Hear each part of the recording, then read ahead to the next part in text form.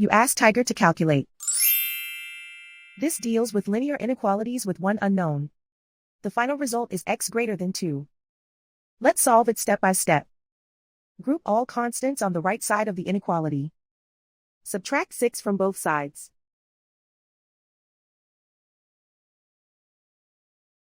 Simplify the arithmetic.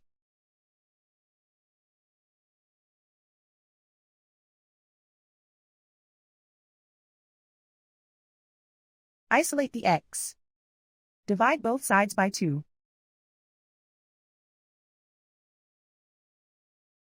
Simplify the fraction.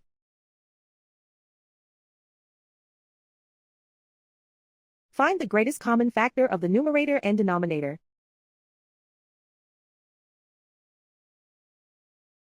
Factor out and cancel the greatest common factor.